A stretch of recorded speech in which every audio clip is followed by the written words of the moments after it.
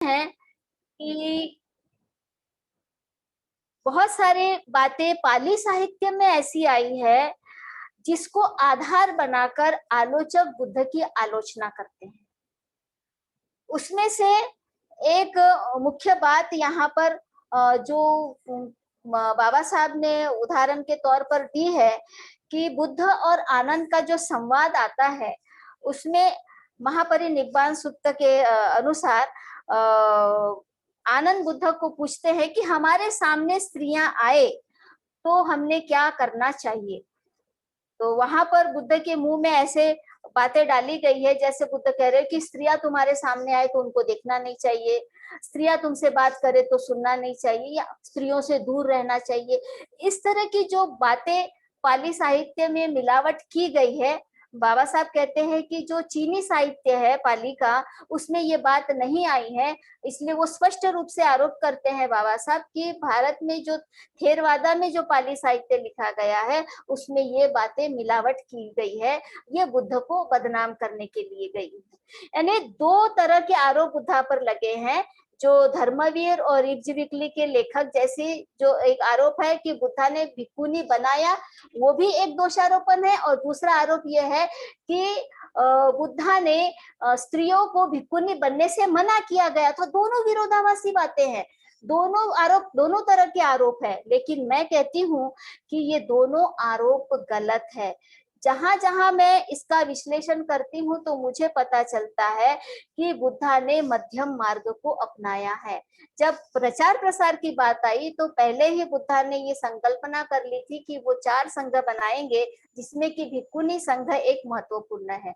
यानी वो स्त्रियों को गुरु का दर्जा देना चाहते थे, क्योंकि वो समझते थे कि स्त्रियां अगर भिक्खुनी बनेंगी तो वो स्त्रियों के बीच में जाकर उनको जागरूक करने का, ज्ञान देने का अच्छी तरीके से काम कर सकेगी। और दूसरी बात ये दिखाई देती है कि शुरू में इसलिए नहीं बनाया बुद्धा ने क्योंकि समूह में नहीं थी महिलाएं।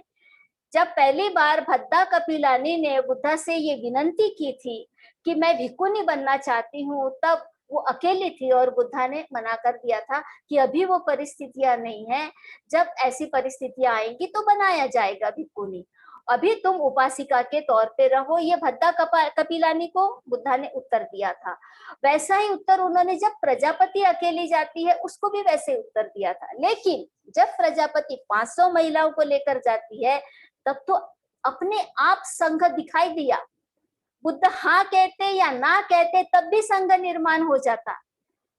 और बुद्धा ने भिक्खुनी का सम्मान किया, प्रजापति का सम्मान किया, इसको सम्मति देकर सम्मान किया, स्त्रियों का सम्मान किया कि स्त्रियां जब तक ये नहीं चाहेगी कि वो अपने परिवार, अपने घर, अपने समाज के दायरों को तोड़ना चाहती है और तोड़कर दिखाना चाहती है, जब तक स्त्रियां ये पहल नहीं करती तब तक कोई पुरुष उसका विकास नहीं कर सकता। ये बहुत इंपॉर्टेंट बात है। आजकल हम भी बहुत वर्षों से डोमेस्टिक वायलेंस पे जब हम काम करते थे तो हमने देखा कि जब जब हम इनिशिएटिव लेती थी औरतों के मामले में पुलिस में जाना, एफआईआर करना, तो हमको ऐसे अनुभव आए कि कुछ दिन के बाद में वो विक्टिम महिला बदल जाती थी, बोलती थी नहीं मैं केस वापस लेना चाहती हूँ, मैं एफआईआर वापस लेना चाहती हूँ, आखिर में मुझे अपने परिवार में ही रहना है, मेरे बच्चों के साथ में ही रहना है। तो यहाँ पर हम कितना भी औरतों की प्रगति करना चाहे, उसको कितना भी न्याय दिलाना चाहे, नहीं दिला सकते जब तक कि खुद पीड़ित जब तक न्याय की आशा नहीं करती है, वो खुद स्ट्रगल नहीं करती है, जब तक उसकी खुद की इच्छा नहीं होती है तब तक कोई उसके लिए कुछ नहीं कर सकता। यहाँ पर धर्मवीर ने बाबा साहब पर भी एक कटाक्ष किया है। बाबा साहब पर कटाक्ष ये किया है कि बाबा साहब असेंबली में हिंदू कोड बिल पास करने के लिए जब प्रस्ताव रखते हैं तो हिंदू कोड बिल में जो बातें आई है महिलाओं के अधिकारों को लेकर कि वह पिता के संपत्ति में बराबर की अधिकारिणी होनी चाहिए, अगर उसे बच्चा नहीं होता है तो वो बच्चों को गोद ले सकती है, वो अपनी मर्जी से विवाह कर सकती है। पति अगर सही नहीं है तो वो पति से संबंध विच्छेद कर सकती है, तलाक ले सकती है। ये जो प्रस्ताव में था हिंदू कोड बिल के, तो धर्मवीर कहते हैं कि एक तरफ बाबा साहब हिंदू कोड बिल के द्वारा महिलाओं को गृहस्थी में जो प्रॉब्लम्स है उसको हल करने के लिए अधिकार देना चाहते हैं। मतलब महिलाओं को गृहस्थ जीवन में न्याय दिलाने की बात हिंदू कोड बिल के माध्यम से करते हैं। और वहीं पर बाबा साहब दूसरी तरफ बुद्धिज्म के माध्यम से स्त्रियों के भिक्षुणी बनने को भी सम्मति देते हैं। तो वो कह रहे हैं कि ये दोनों बातें विरोधाभासी है, ये एक साथ कैसे हो सकती है। वो बाबा साहब को मूर्ख कहता है कि बाबा साहब ये दो तरह की विरोधाभासी बातों को एक साथ कैसे कर सकते हैं। तो मैं धर्मवीर को ये जवाब देना चाहती हूँ कि बाबा साहब बहुत समझदार थे। बाबा साहब ने बुद्ध को सही तरीके से समझा था जो धर्मवीर ने नहीं समझा था। बाबा साहब ने बुद्धा के मध्यम मार्ग को समझा था। बाबा साहब ने सबको भिक्षुणी बनने के लिए नहीं बोला, बल्कि बुद्धा ने सभी को भिक्षुणी बनने के लिए नहीं बोला था, बल्कि बुद्धा के कई उपदेश ऐसे हैं, महामंगल सूत्र जैसे बहुत सारे उपदेश है जो आम जनता के लिए है, गृहस्थों के लिए है, उपासकों के लिए है। उनमें से अगर कोई इस भूमिका में आना चाहे गुरु की, तो वो आ सकता है। ये स्त्रियों को स्वतंत्रता बुद्ध ने दी है कि तुम चाहे उपासक बनकर बुद्धिज्म फॉलो करो, चाहे गृहस्थ रहकर तुम बुद्धिज्म फॉलो करो, या फिर तुम भिक्षु या भिक्षुणी बनकर भी बुद्धिज्म फॉलो कर सकते हो। तो ये तो बहुत बड़ी स्वतंत्रता हो गई लोगों को। केवल नारी को नहीं तो पुरुषों को भी, सभी को स्वतंत्रता दी गई है कि प्राकृतिक रूप से हम स्वतंत्र है और हमें पूरा अधिकार है कि हम किस रूप में ढलना चाहते हैं, किस रूप में रहना चाहते हैं, किस भूमिका में रहना चाहते हैं। इसके लिए किसी ने हमारे ऊपर नियमों को थोपना नहीं चाहिए। बाबा साहब बुद्ध की इस बात को अच्छे से समझे थे, इसीलिए एक तरफ वो गृहस्थ महिलाओं के लिए हिंदू कोड बिल का प्रस्ताव रखते हैं, तो दूसरी तरफ वो बुद्धा के भिक्षुणी संघ को भी अपनी सहमति दिखाते हैं। यानी जो लोग इस तरह की आलोचना कर रहे हैं, मैं समझती हूँ कि वो दो तरह की अतियों में गए हुए लोग हैं। जो बुद्ध कहते हैं कि दो तरह की अतियों में नहीं जाना चाहिए, टोकाची भूमिका जे आपण म्हणतो, एकदम टोक की भूमिका लेने का। एक तो महिलाओं ने गृहस्थ ही रहना चाहिए या महिलाओं ने भिक्षुणी होना चाहिए। ये आप ठहराने वाले कौन होते हो? आपको किसने अधिकार दिया कि महिलाओं ने ये रहना चाहिए या महिलाओं ने वो होना चाहिए? बुद्ध ये बात समझ गए थे कि वो कोई ऐसे हिटलर तो है नहीं जो बोलेंगे कि महिलाएं ग्रस्त हो या महिलाएं ऐसा। बुद्धा ने बराबर लोगों को जांचा, समझा और जो उनकी योग्यता थी उस योग्यता के अनुसार उस भूमिका में उनको रहने के लिए कहा। जैसे जीवक ने जब बोला था कि मैं भिक्षु बनना चाहता हूँ, तो बुद्धा ने बोला था कि तुम एक बहुत अच्छे चिकित्सक हो, अच्छे डॉक्टर हो और तुम्हें भिक्षु बनने की जरूरत नहीं है। तुम इसी पेशे को करते हुए तुम बहुत अच्छे बौद्ध अनुयायी बन सकते हो। वैसे ही विशाखा, आम्रपाली, इन लोगों को भी उन्होंने भिक्षुणी बनने के लिए नहीं कहा, मल्लिका को उन्होंने भिक्षुणी बनने के लिए नहीं कहा। जो स्वयं से प्रेरित होकर भिक्षुणी बनने के लिए आई, उन्हीं को भिक्षुणी बनाया। यही बात हमें बाबा साहब के भी इसमें विधान में दिखाई देती है कि बाबा साहब कहते हैं कि जिसको जो निर्णय लेना है ले। हम स्त्रियों पर रूल क्यों करें कि वो क्या बने और क्या नहीं बने। विवाह के मामले में भी वो अगर विवाह करना चाहे तो कर सकती है, लेकिन कोई स्त्री विवाह ना करना चाहे तो कोई उस पर वो क्यों थोपे, चाहे उसके माता पिता ही क्यों ना हो, वो उस पर जबरदस्ती क्यों करे कि वो लड़की ने विवाह करना चाहिए। मनुवाद या ब्राह्मणवाद में परंपरा से ये चलता आया है कि लड़कियां शादी के लिए होती है, बच्चे पैदा करने के लिए होती है। इसलिए जब लड़कियां पैदा होती है तो माँ बाप टेंशन में आ जाते हैं और माँ बाप शुरू से ही उसके दिमाग में भी ये भरते हैं कि तुम लड़की हो, तुमने शादी करना है, पराये घर जाना है और फिर उनका वंश आगे बढ़ाना है। तो लड़कियां भी इसी अवधारणा को लेकर बड़ी होती है और जो दूसरे लोग होते हैं वो भी इसी सोच पे होते हैं। और हमारी गवर्नमेंट भी इसी तरह की है। हमारी गवर्नमेंट क्या योजना शुरू करती है? कन्यादान योजना शुरू करती है।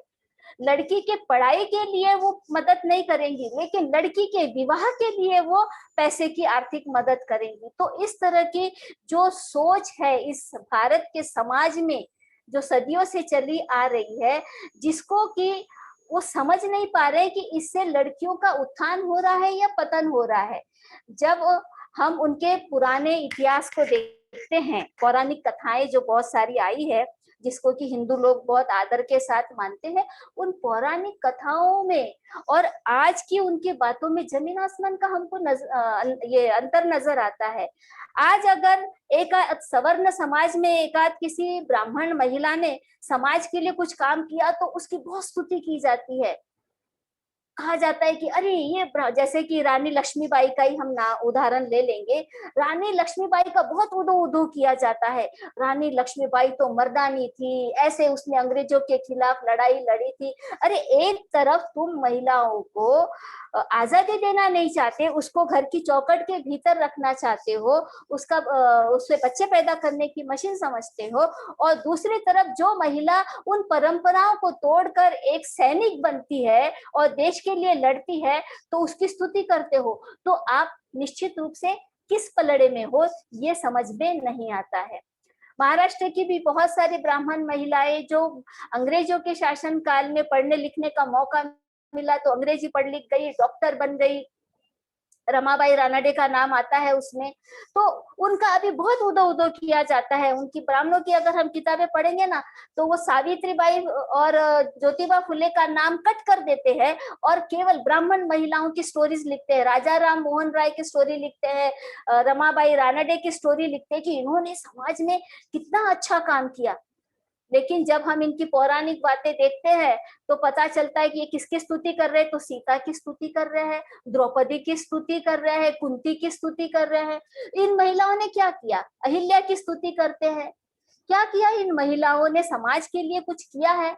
नहीं किया है, लेकिन उनकी स्तुति करते। तो एक तरफ जो जिन महिलाओं ने समाज व्यवस्था को ललकारा नहीं, समाज व्यवस्था को बदलने के लिए किसी प्रकार का विद्रोह नहीं किया, जैसे कि गार्गी मैत्रेय का भी नाम आता है, तो इन महिलाओं की स्तुति करते हैं कि हमारे समाज में भी शिक्षा का अधिकार था। ब्राह्मण लोग ये कहते हैं, सवर्ण लोग, कि वैदिक काल में स्त्रियों को शिक्षा का अधिकार था। उसमें गार्गी मैत्रेय जैसी विदुषियां हुई है और सीता और कुंती और अहिल्या जैसी बहुत सारी नामचीन महिलाएं हुई है।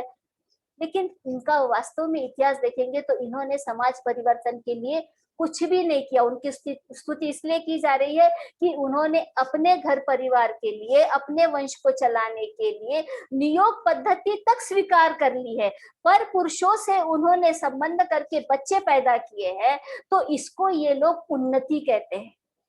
इनकी उन्नति का अर्थ क्या है कि अगर अपने पति को बच्चा नहीं होता है तो यज्ञ हवन के दौरान नियोग करके किसी पर पुरुष से या ब्राह्मण से या पुरोहितों से किसी से भी बच्चा पैदा करके उसको वंश दिए, उसको मतलब वो राज को कोई वारिस दे दे। इस तरह की महिलाओं की स्तुति की गई है। और आज के जमाने में आते हैं तो बड़ा विरोधाभास होता है कि रानडे जैसी महिला का उदाहरण देते हैं, जिसने की डॉक्टर बनने के बाद में हिंदू धर्म का त्याग करके ईसाई बन गई थी। लेकिन ये बात छुपाई जाती है क्योंकि वो भी समझ गई थी फॉरेन में जाकर डॉक्टरी पढ़ने के बाद में कि हिंदू धर्म में ये सारी बातें एक्सेप्टेबल नहीं है, कि स्त्रियां इस तरह से परंपराओं को तोड़े, समाज की व्यवस्था को तोड़े, विषमता को तोड़े और वो आजाद होकर डॉक्टर बने। लेकिन रेडियो पर, पेपर में, किताबों में रमाबाई रानडे बहुत अच्छी थी ये बताया जाता है, लेकिन वो ईसाई बन गई थी ये नहीं बताया जाता है। तो जो जो लोग हिंदू धर्म में रहकर उन्नति करना चाहेंगे उनकी उन्नति संभव नहीं है। इसीलिए बाबा साहब को भी हिंदू धर्म छोड़कर बुद्धिज्म अपनाना पड़ा, क्योंकि उसमें स्त्रियों को, शूद्रों को, अति शूद्रों को इस तरह की किसी भी प्रकार की आजादी नहीं दी गई है। और आज हम देखते हैं कि जितनी भी नारी की उन्नति हुई है आज के समय में भी, कि स्त्रियां अनेक पदों पर काम कर रही है, वो हवाई जहाज भी चला रही है, ट्रेन भी चला रही है, पानी का जहाज भी चला रही है, वहाँ आईएएस अधिकारी बनी हुई है, जज बनी हुई है, बहुत सारे संगठनों को चला रही है। बहुत सारे अलग अलग विषयों पर वो काम कर रही है, वो झंडा लेकर सड़क पर आंदोलन करने निकल आती है, तो ये आजादी मिली है तो वो संविधान की वजह से मिली है जो बाबा साहब ने लिखा है। और बाबा साहब कहते हैं कि संविधान उन्होंने स्वतंत्रता, समता और न्याय पर आधारित जो बुद्धिज्म है उसमें से लिया है। तो फाइनली जो सारा क्रेडिट है वो बुद्धिज्म को जाता है, बुद्धा को जाता है, जिन्होंने स्त्रियों की उन्नति के लिए ये सारे प्रावधान किए, ये सारे सिद्धांत हमें दिए। और इसीलिए हम कहते हैं कि हमें बुद्धिज्म के बौद्ध काल में ही हमको ये दिखता है कि नारी का उत्थान हुआ है। और जब जब बौद्ध काल को नष्ट किया गया या बुद्धिज्म को नष्ट किया गया, साहित्य के माध्यम से हो या संस्कृति के माध्यम से हो, किसी भी माध्यम से बुद्धिज्म को नुकसान पहुंचाया गया है, तो तब तब नारियों का पतन भी हुआ है। तो इस तरह से मैं समझती हूँ कि आप लोगों को समझ में आ गया होगा कि नारी का उत्थान और पतन जब भी हुआ है तो उसके लिए जिम्मेदार ये बुद्धिज्म नहीं, सॉरी, पतन के लिए बुद्धिज्म जिम्मेदार नहीं है, बल्कि मनुवाद जिम्मेदार है। और हम जिसे उन्नति कहते हैं उसको वो पतन कहते हैं, और हम जिसे पतन कहते हैं, नियोग जैसी व्यवस्था, हम जिसको पतन कहते हैं उसको वो उन्नति कहते हैं। तो वो दोबारा से वही व्यवस्था लाना चाहते हैं। इसीलिए बीएचयू जैसे बड़ी यूनिवर्सिटी में आज ये पढ़ाया जा रहा है कि अच्छी बहू कैसी बननी चाहिए। बनारस हिंदू यूनिवर्सिटी में ये कोर्स रखा गया है लड़कियों के लिए कि अच्छी बहू कैसी बननी चाहिए। तो इससे हमें समझ में आता है कि जो मनुवादी विचारधारा है वो स्त्रियों को वापस उसी दायरे में ले जाना चाहता है, उसी चौखट में लेकर जाना चाहता है कि वो शादी करे, बच्चे करे और परिवार वालों की सेवा करे। इससे ज्यादा वो और कुछ न सोचे, वो टीचर बनने का तो कतई न सोचे, ये उनकी मंशा है। तो ये एक तरह से क्रांति प्रतिक्रांति समानांतर चल रही है, पैरेलल चल रही है, और ये हमेशा चलती रहेगी। यदि हम शांत बैठ गए तो प्रतिक्रांति हम पर हावी हो जाएगी। इसलिए हमें शांत नहीं बैठना है, कुछ ना कुछ करते रहना ही जिंदा होने की निशानी है, प्रतिक्रिया करना ही जिंदा होने की निशानी है। तो हम जिंदा है तो हमको लड़ना पड़ेगा, क्रांति करनी पड़ेगी अपने हक और अधिकार के लिए, ताकि आने वाली पीढ़ियों को भी हम ये विरासत में देकर जाए कि, और उनको ये बताकर जाए कि वास्तव में उन्नति क्या होती है और अवनति क्या होती है। इतना ही बोलकर मैं यहीं रुकना चाहूंगी। बहुत